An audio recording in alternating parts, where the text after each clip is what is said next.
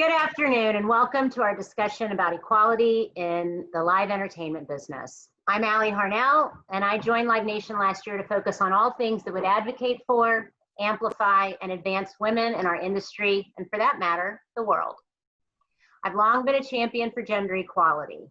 Then this summer, when the world was tucked inside due to COVID and George Floyd was murdered, the world shifted.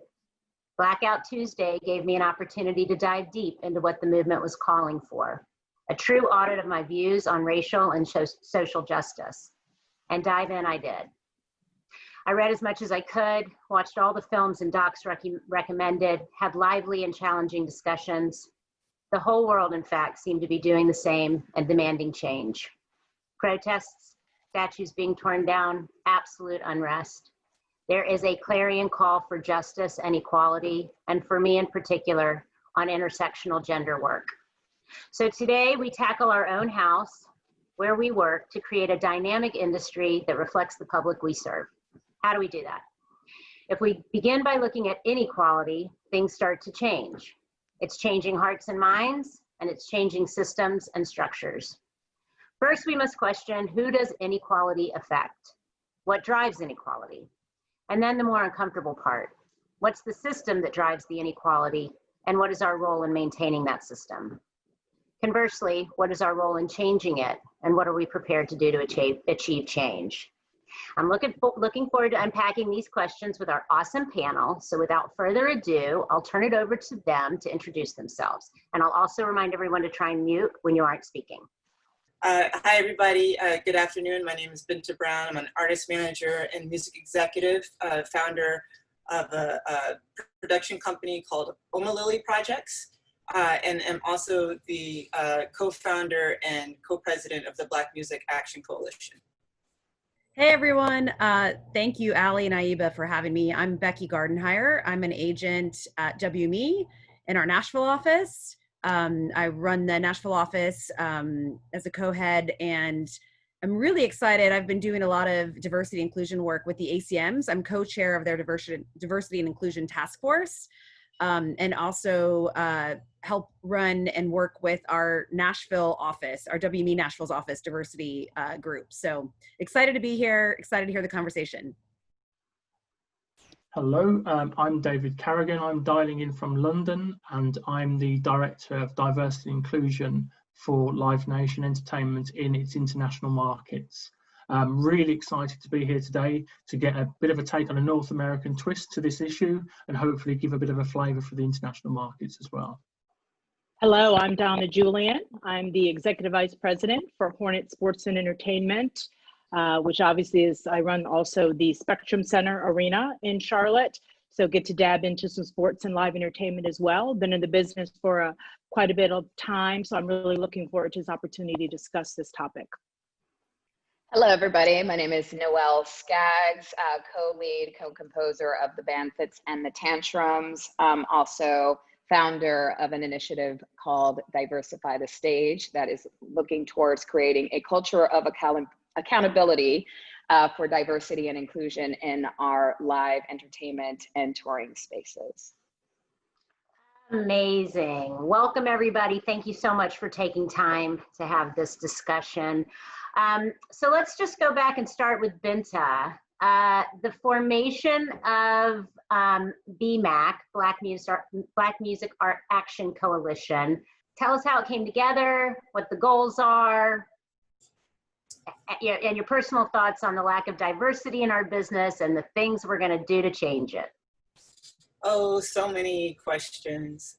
So first for BMAC, Black Music Action Coalition.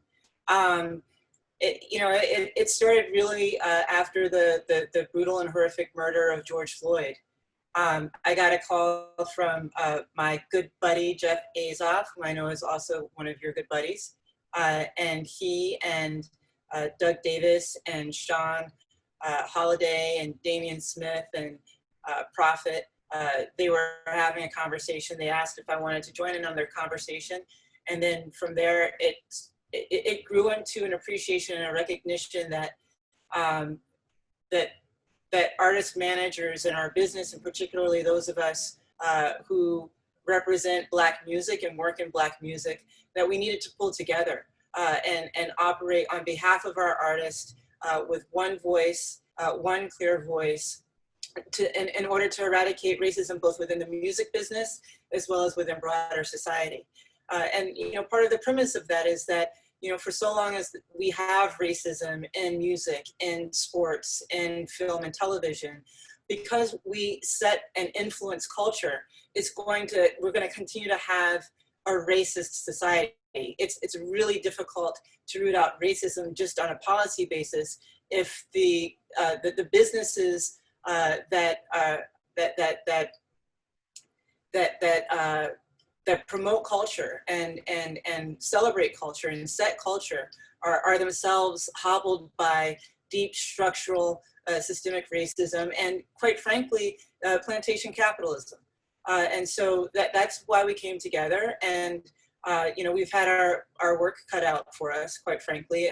I like to believe that we're doing a good job, but this is a marathon, it's not a sprint. And it's unquestionably a movement. It's not just a singular moment in time. And it's going to take a lot of time for us to have that,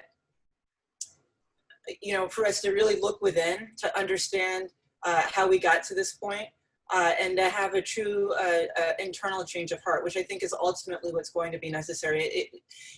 We've, as a country and as an industry, we've certainly experimented in the past with, diversity. Let's hire more Black people. Let's hire more women. Let's hire more of this, more of that. Let's include people. But what we really want to get after is integration, because it's only when we're speaking from the perspective of integration are we celebrating the equality that each of us has. And diversity is kind of like a chocolate chip cookie where the chocolate chips just on the outside, but not like melted into the core of the chocolate chip cookie, So I think that we have a ways to go, and been really excited to work with this team. It's been amazing, and hopefully we'll have some announcements about some of our progress relatively soon. It's all the lanes, all the work that all the lanes are doing that's going to create, make the whole thing happen. So Noelle, very cool. You just kind of launched this initiative. You had said in an interview that as an artist and a Black woman, you can and will no longer accept being the only person like yourself in any room or on any stage. And amen. So you launched Diversify the Stage. Tell us your vision, your goal, and what we can do to help. It really stems from being an artist and, from my perspective, an artist in the alternative industry. My band really spans the pop alternative sector of music, and it doesn't, just show behind the scenes the lack of diversity. It's often in the audience. It's often in the representation across radio stations that have supported my band for years. It's been a rare occasion that I've ever met a person of color that is a program director at radio. Even within the team infrastructure as well, it just seemed doesn't really call for a lot of diversity. So that was something on my mind that I'd been, thinking about before COVID hit. I was on a tour bus, we were doing a show, and I recognized that, wow, I don't think I've seen a Black face in maybe 2.5 weeks, just from our route, So for me, it was kind of like, is this like the norm? Like, have I gotten so used to this process that I've ignored it? Like, it's become, the back of my consciousness that this is just how my life has been. I decided to ask Fitz about it. I asked him, I was like, how have we not hired a person of color on our team? And our team is very small. We're not a massive band like Beyonce. We don't require hundreds or, what I'm saying? Even that, I don't know how many people she has on her team specifically, but we have a small crew. Our crew has been with us for years, but we also hire outside vendors who also give us staff. So my question, really was, to Fitz and to our tour manager, Aaron, like, what is going on? Like, are there just no African Americans in these positions that you guys know? Like, how do people hire? So as I started asking more questions and I connected with different tour managers and production coordinators that I'd met throughout my career, you know, one of the things I'd learned, you know, was a lot of this business has to do with word of mouth. Obviously, there is a comfortability there. When we're touring, we want to be with people that we know are going to do their job, that, you know, it's going to make my life easier as the performer, you know what I'm saying? So there's a lot of family, a lot of circle of friends, hiring practices that have been going on. So I talked to a manager friend of mine, and he was like, you know, one of the ways to probably, you know, approach this is, you know, some type of central database. Is there something that is specific to hiring? And then I started doing the research. I was introduced to Jerome Crooks, who has now, I've endorsed his website, which basically answers this one question: is there an employment portal significant to hiring touring staff? And he made one, and it's called Never Famous. And the whole focus is on connecting recruiters with qualified staff. The requirement is 2 years. We're looking at really making sure that this is a diverse space. Like, we are marketing it to the mosaic of our community and this industry, because also what I've been finding, there are so many incredible grassroots organizations that have been working towards lifting up underrepresented communities. You know, when we're looking at women in our industry, we have Women in Music, She Is the Music. Sound Girls is another organization I've been connected to. I started doing this work with Music Forward. Nazanin, Fatmi, and I have basically partnered up at Music Forward to create basically introductory workshops to our live touring spaces. So we have people from Henry Bordeaux to Nicole Aaron Massey to Margaret Nguyen, all actually participating in these panels. And it's, you know, a part of the youth programming that I want to create, because my idea was, if the pool is shallow, then let's begin working towards making sure that it's no longer shallow in the years to come. Let's start connecting the dots with these grassroots organizations, teaming them up with industry partners, teaming them up with community colleges, because if we're looking for talent, there's an entire resource pool of young, you know, driven candidates coming from our community colleges and our educational infrastructure. So my idea is to really kind of be the person that connects the dots to create this collective movement.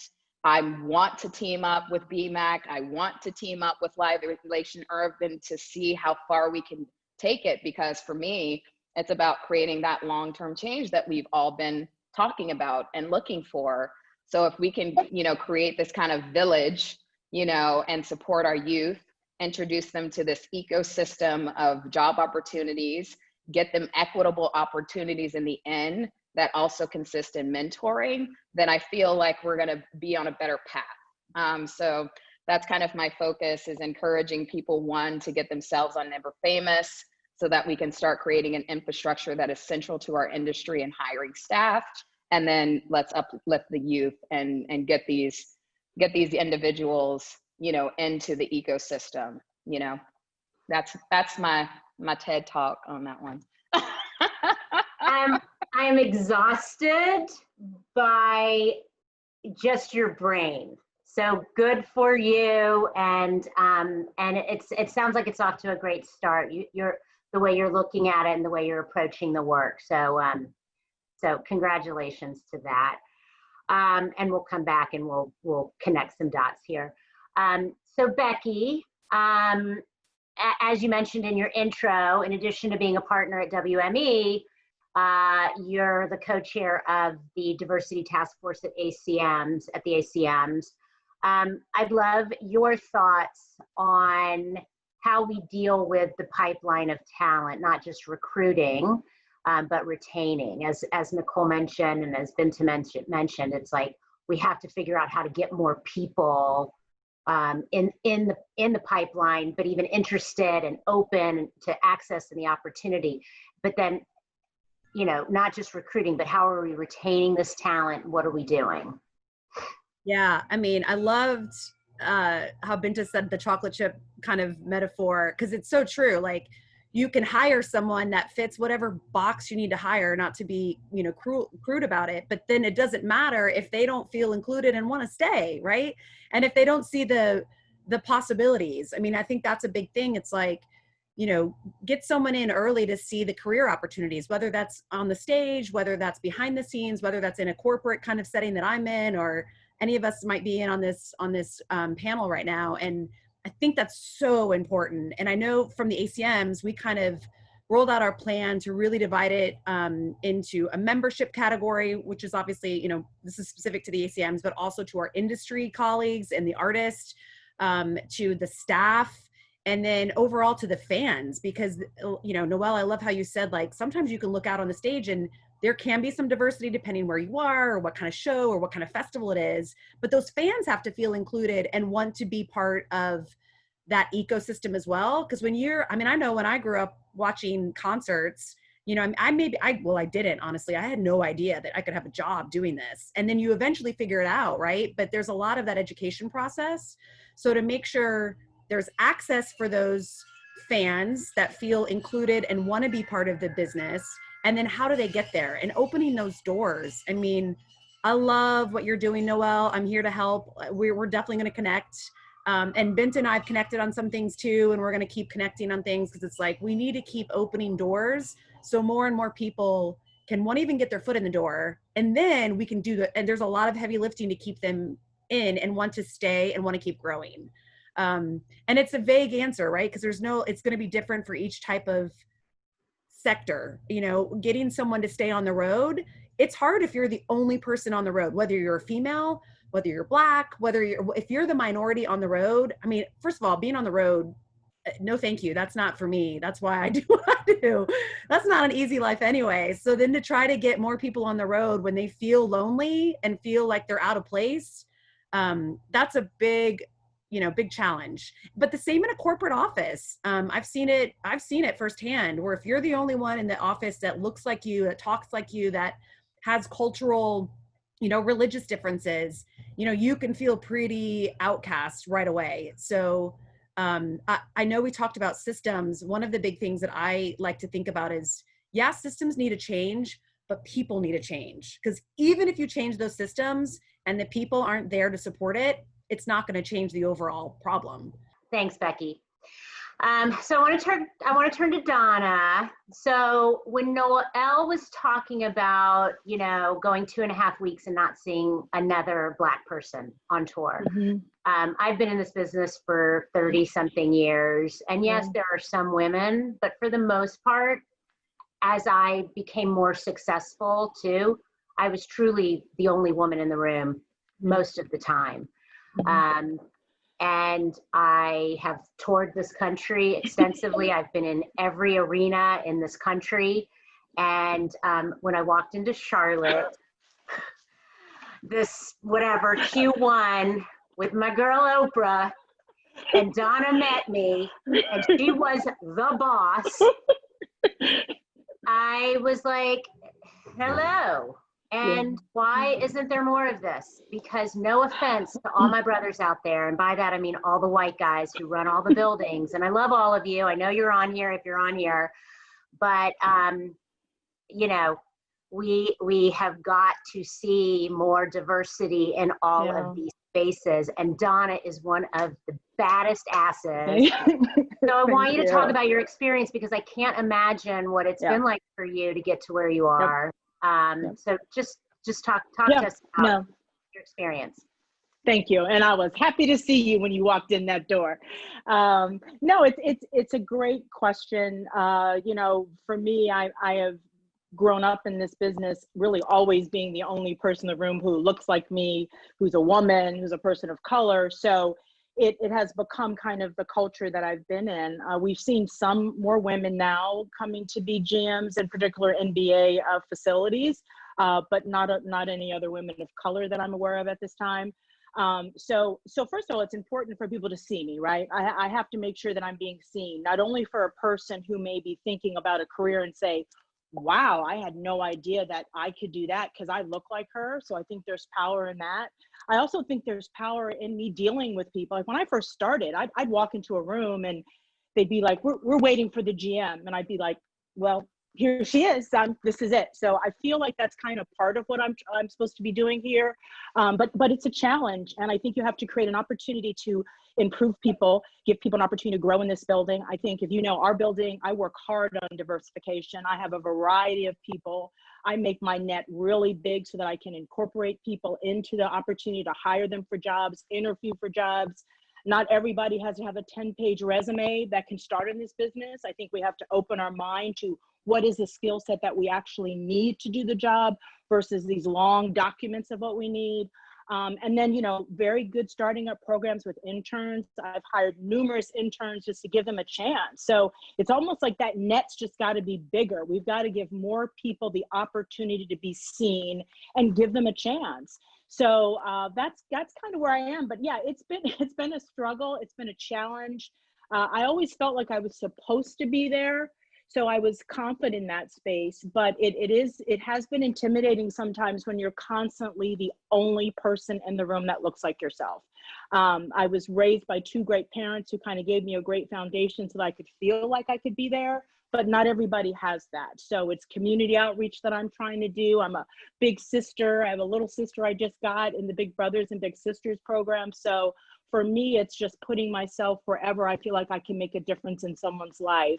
And one other comment, like hiring someone and having them at your table is one thing, but listening to them and opening your mind to hear what they have to say to make them feel comfortable, to contribute to your organization, to be part of your culture is a totally different thing. And I think some people are thinking, I'm just going to hire this person and see what happens. No, you want to learn from that person. You want that person to add to your company, to your growth, and to your culture.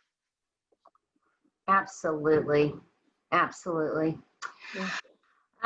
Okay, so let's go over to David, our token man. We've got a token man. I'm the only person in the room. I know how it feels.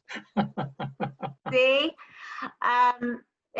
So David, talk to us about the international markets and your experience and the conversations you're having on issues of equality around the globe. Yeah, well, I think that certainly the Blackout Tuesday and pausing the show had, you know, massive resonance globally. You know, I think, to be fair, the murder of George Floyd was so horrific, irrespective of your background or your nationality or your experience. It was just something I think that collectively shocked the world. And I think the fact that we're in the middle of this pandemic forced everybody to watch without filter. You know, normally these things happen, people move on. We were forced to take every single aspect of that in, and I think that that's on one hand incredibly shocking, but I think it's really driven a call to arms in all of our international markets. And what we are seeing in different countries is that people are, one, looking at issues of racial inequality and injustice, but also looking at injustice for other areas. So there are places and markets where the population of Black people is much lower, but the reality is that people are looking at gender equality. They're looking at the experience of LGBT communities. So this whole intersectionality has really been forced to the front. And what it has done is been quite uncomfortable. And, you know, in the UK, for example, I'm sure you've seen people literally ripping the fabric of those institutions down, pulling statues representing slave masters. But in places like Australia, the Indigenous population have been increasingly vocal about demanding equality. And this is happening in all of our markets where gender equality is significantly behind North America and Europe. People are starting to ask those important questions. I think one of the things that has been different, and people often ask me about what's different this time, is that the conversations have been so much more deeper and richer. And an example of that has been conversations that I've been party to in relation to racism. And we talk often about unconscious bias, but what's been really prevalent is that how people unconsciously navigate their experience. And the actual collective taking it in and thinking, I'm actually managing a world that doesn't treat me equally, has been quite painful. And certainly for people who are Black who have taught, the revelation to people who haven't had that experience of saying it governs where I live, where I send my kids to school. It even governs where I go on vacation. Those are just unconscious considerations that people are making. And I think that level of awareness has happened probably for the first time. And it is uncomfortable, I think, for everyone, but it's a necessary step in actually trying to unpackage some of those things. Yeah, it's a big mountain to climb. It's a big mountain to climb. So going back over to Binta, you know, Nicole talked about Diversify the Stage and the programs that she's doing around that. And Becky brought up how as live entertainment producers, how our audiences feel. I know in Nashville this summer, there was a lot of discussion around Confederate flags and banning them. NASCAR banned it. But in terms of really creating the changes that we need to see, what can we do? I saw an article yesterday or recently in the Hollywood Reporter about the inclusion riders that they're putting in now. And I mean, she came in and she was like, these are the standards and this is what we're doing.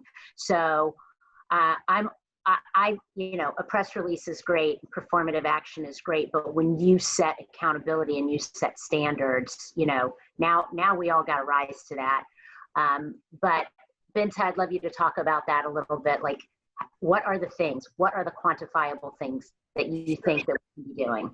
So, I mean, without a doubt, and by the way, Noelle, I will join you in saying that in the small tours that I've been on, the mid-sized tours that I've been on, and the really large tours that I've been on, I've been the only Black woman. And I've never met a Black promoter. I've only met a couple of Black agents. Those are the things that we need to start changing. So the inclusion riders, I think, are really important. And I'm so glad and so happy to see agencies and promoters embracing this idea.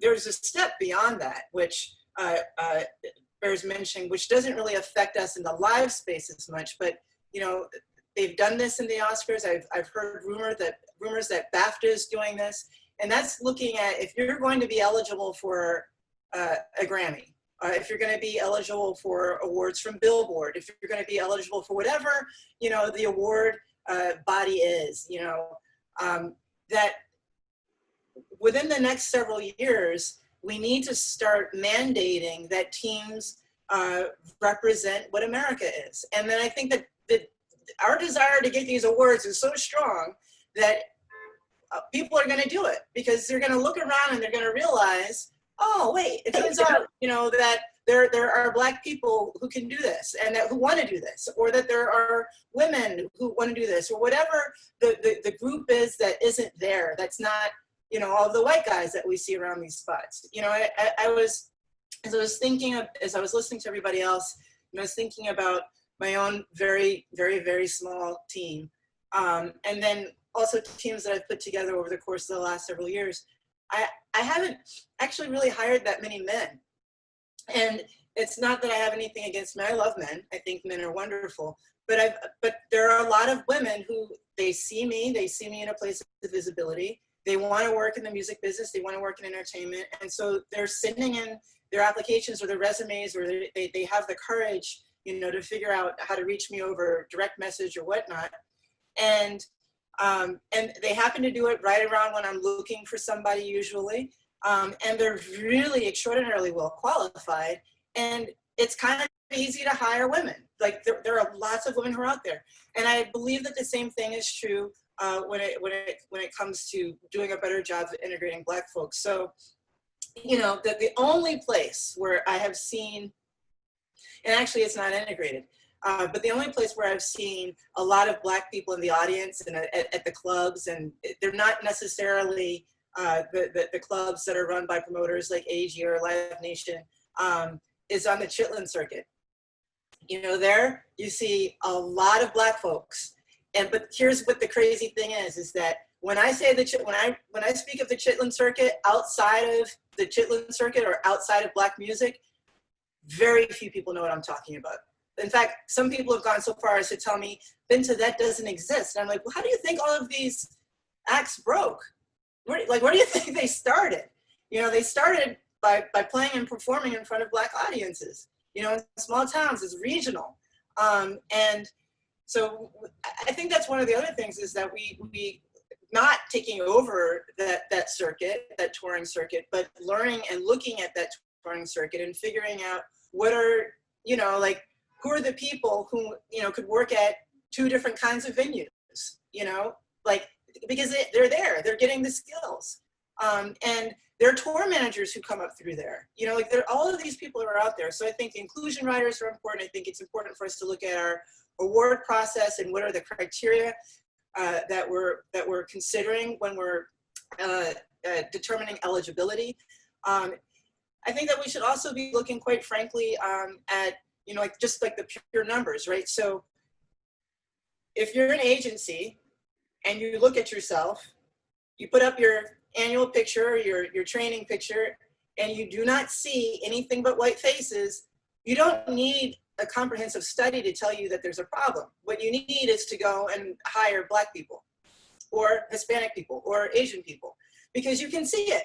You can literally see it. Same thing with the promoters. If you hold it up, you know, it doesn't take a lot of rocket science. And what we probably really want to avoid doing is being like the CEO of Wells Fargo, who recently said, well, you know, the reason why we haven't hired more Black folks at Wells Fargo is because they don't exist. This is just not true. You know, like my law school class at Columbia Law School was one of the most diverse. We had 50 out of 320 people in my law school class were Black, which we all loved because we knew that it wasn't affirmative action that caused us to get in, and that we weren't quota filling, and that we were actually well qualified to be admitted. But, you know, so there are a lot of people out there, and there are a lot of people who are in music industry adjacent fields, whether it's sports, whether it's advertising, whether it's legal, whether it's business management. There are a lot of folks who are in these adjacent fields who would be wonderful hires. And so the last thing that I'll say on this is that, you know, I didn't know about what you were working, the project that you're working on, Noel. Ava DuVernay is also doing something very similar with film and below the line hiring. The theater industry is also looking at working with Ava and Ere. And we need to do the same thing very, very broadly for the music industry. But what it should look like in the music industry isn't just that there's a portal or a binder full of, you know, Black folks who are either below the line or in above the line senior executive roles. We actually need to, in a way, and this is difficult because we don't like quotas. There are problems with the idea of affirmative action. And what I mean by that is that it doesn't create the internal change. It doesn't integrate anything. You know, if people don't feel comfortable, but we need to start looking at those and saying, have you, like, as part of your hiring criteria, we're holding this in front of you. All of these folks are well qualified. We should be hiring Black vendors, small Black businesses, Black, small Black production companies, touring companies. They exist, they're all over the country. They're all over the place. And not only that, from a quantifying basis, not only should we be hiring and doing business with these folks, but we should be investing in their companies. Because one of the biggest problems the small Black entertainment companies have and service providers have is that they have inadequate capital and they don't have access to capital, and so they can't grow. And they do not benefit from generational wealth. They are not benefiting from having had a parent who's in this industry who knows the ropes necessarily. These are all highly entrepreneurial people and highly entrepreneurial outfits. And what they need is capital and technical assistance so they can properly grow and service and market their companies and services. Yeah, so wow, lots to unpack there. I just kind of want to open it up and get everybody not, like everybody talking. It's so funny. I keep looking at, we're all just sitting there going, yeah, yeah. I want to make a couple of points and then I just want to open it up and everybody go. You talk about affirmative action. I feel like since coming to Live Nation a year and a half ago and diving into this work that's not just about buying tours and putting butts in seats, but like really drilling down on this issue, one of the things I keep preaching is generosity. We need to reframe the way we're looking at this. And if we want more women, if we want more people of color, we have to be generous. It's not affirmative action. It's not a mandate.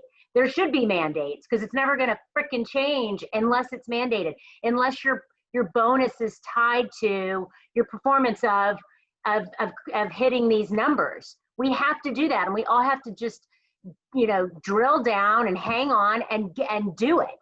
But generosity to women, creating flexibility so that women can, we're gonna, procreate. We're carrying that baby, we're giving birth, and most of us are breastfeeding.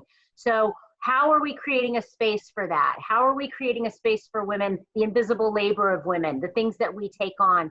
There are all these things. We have to be generous, or else we're going to just keep having white men, running our business. So I just want to open it up. I don't know where I'm going with this, but just David, start talking. I know you said David, start talking. Well, he unmuted. He has something to say.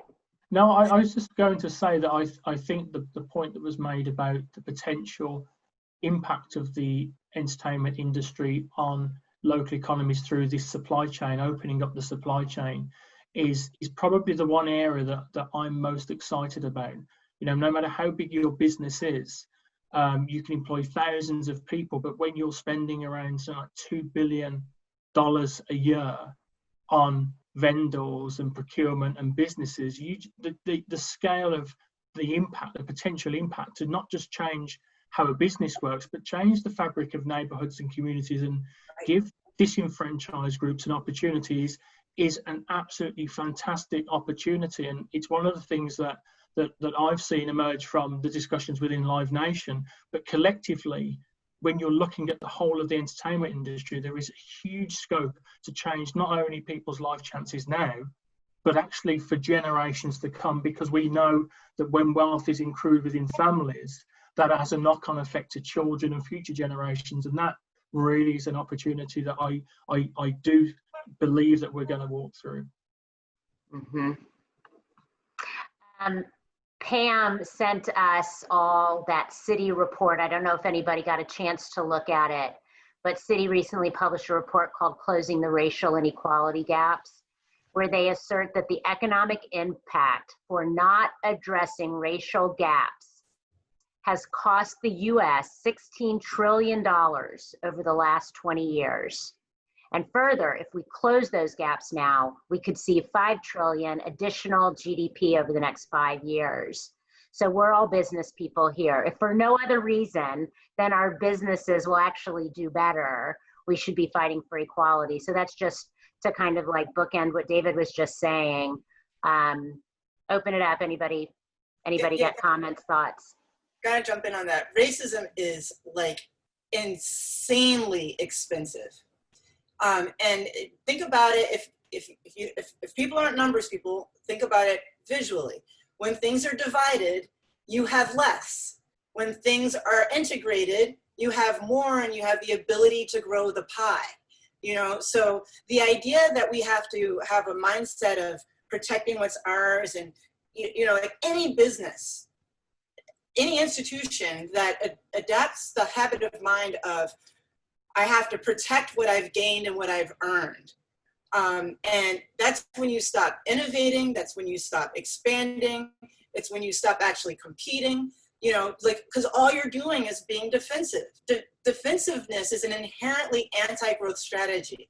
Just like a lack of transparency in the business is an anti-growth strategy.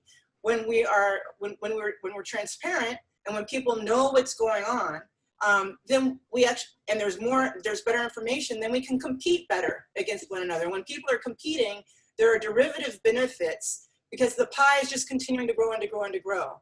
And I just got to underscore that point about healthy Black businesses lead to healthy Black communities, lead to healthy Black cities, lead to healthy Black, it leads to healthy America, mixed and integrated America, right? Because you don't have this weight, like holding us down, like the baggage that we all carry from racism is that we're afraid to invest because we don't think everybody deserves the same thing. But if we had social safety nets, and if we were thinking about this in a more global perspective, then and we leveled that playing field, like truly level the playing field, then it becomes possible to grow that pie. And the pie, like, it's crazy to me. It's crazy to me that we don't want to make more money because we're so afraid of one another. So it really does require a mindset and a change of mindset, and as much as a shift in heart.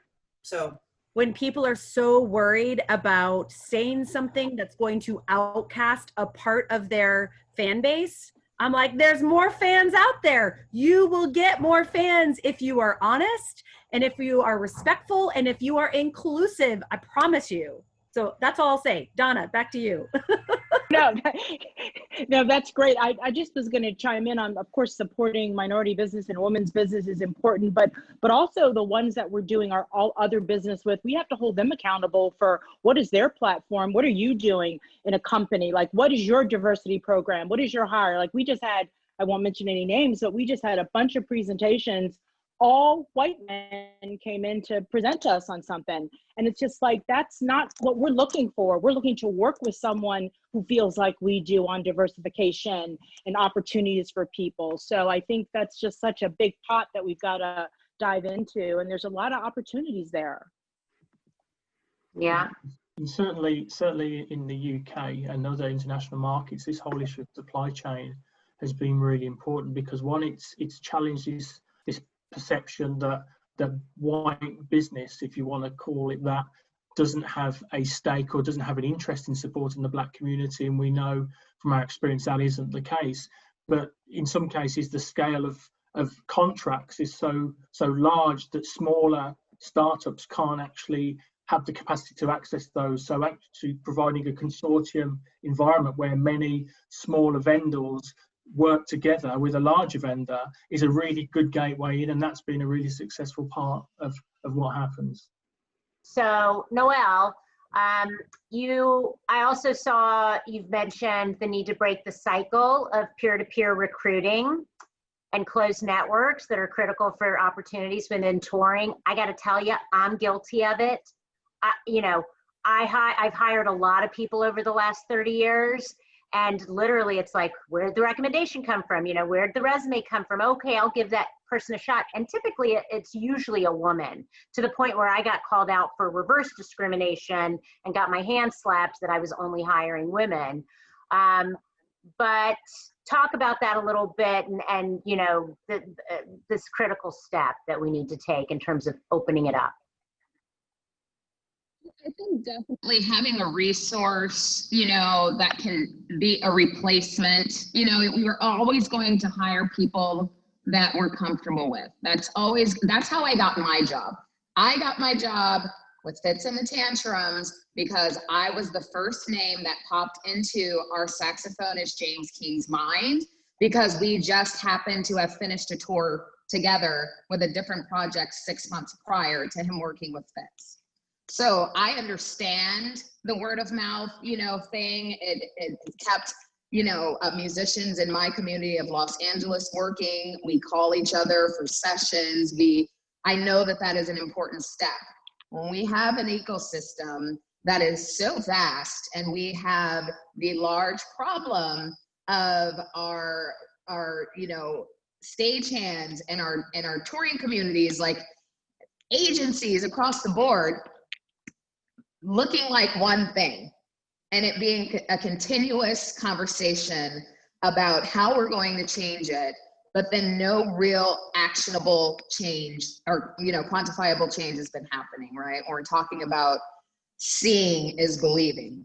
I think that it's really important as an industry to create a system that is based upon using the technology that we have available to us, utilizing these communities like Roadies of Color, looking at all of these organizations that were started to create safe spaces for our underrepresented communities and getting them involved in these conversations. Because another thing that I was noticing, and really honestly what kicked off Diversify the Stage for me, was that Blackout Tuesday thing.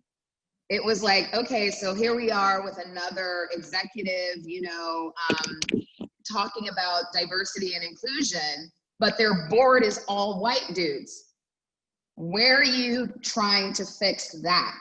Because if we don't have enough representation in the spaces that are actually giving the referrals, like if we're looking at the managers that are hiring our tour managers and they're hiring the same tour manager for their clients, you know what I'm saying? If we're looking at how with my band, we went to our agent to find out, hey, do you have a recommendation on X, Y, and Z? If we're not looking at the infrastructure inside that's giving these recommendations, 9 times out of 10, we're not going to acquire what we're looking for. I was gonna, because we're at the, we're wrapping it up now.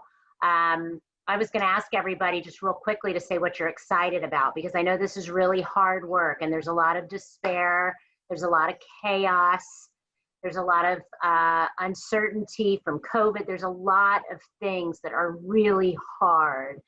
But as my mantra is right now, and I think I emailed this to Binta this morning, hope is a discipline and a practice. And so I am excited for all the work all of you are doing, and I appreciate it, and I am here for it. And part of my thing is the connectivity between what all of us are doing, because that is what makes it bigger and bigger and bigger.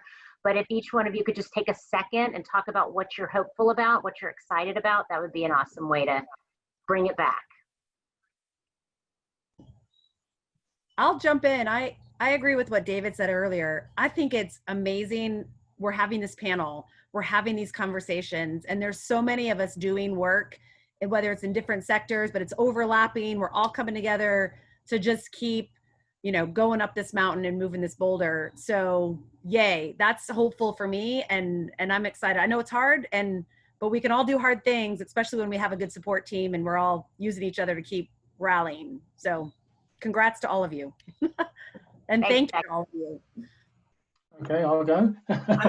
Thanks. Yeah, I'm excited about the fact that people have now got to the stage where I think the challenges are things that we all accept, we all know what they are, but now very much, and I think this conversation shows that today, people are saying we're going to do something. And it doesn't mean that it will be perfect in the future, that everything will work, but we're brave enough to try something and be prepared to fail in order to get it right. And I think that is something that I'm seeing globally. So that's my take on things. Yes, courage.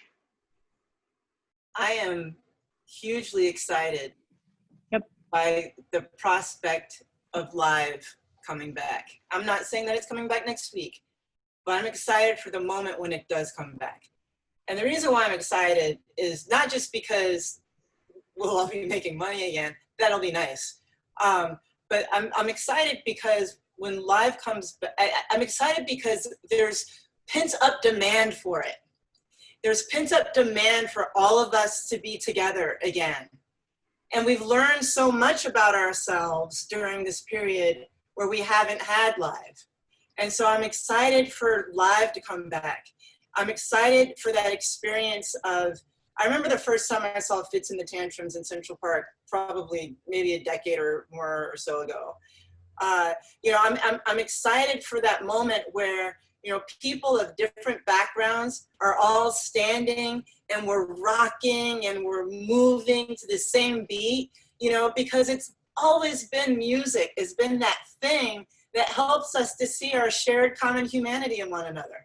Like music is the thing where it's like, you realize this person likes it, that person likes it, I like it, we're all here together. You turn to your neighbor, it might not even be somebody that you know, you just start talking to them because you all dig the same thing, you know? So like, I can't wait for that moment when we're not also isolated and we're separated from one another, and that we're going to be all together at festivals and large venues and small venues, because that's where the work happens, you know? That's when we realize that we all love one another, because where we all have hearts that beat and brains that think, and that we all want to dance, you know? So I can't wait for that moment, you know, like, and that's one of the things that, quite frankly, on my darkest days, it keeps me going, because I know there's going to be a point when we all get together again, and we're all going to just be rocking out. I can't wait. So hopeful and about conversations like this that are happening, the fact that so many people have been willing to have some difficult conversations and kind of put themselves out there, that's hopeful to me, you know, that you can talk and that we can hold each other accountable, because I do think accountability is going to be the right step, right? You can say the right thing, but we need to hold each other accountable for what we're saying. Show me what you're doing. Don't just tell me, show me what you're doing. So I'm hopeful on that. And I think there is this vulnerability that we put ourselves out there. Let's have these conversations and let's move the needle forward. It is a journey, but we can get there together. And that makes me hopeful and excited about the future. Love it. Love it. I agree with every single word that has been said on here. I mean, I am so happy. I mean, this journey, you know, with launching Diversify the Stage has been so fulfilling for me, because I see the number of individuals that are doing the work and want to be a part of it and to support using their networks. It has been so incredible. You know, people like yourself, Allie, like everybody that has come to the table, even to help me in getting the word out, has been so significant. You know, I know that I'm not in this alone. I know that it's not going to be some like battle where I got to knock down every door and try to get in every artist inbox and things like that, because I have a support system of incredible human beings that want to see this change happen.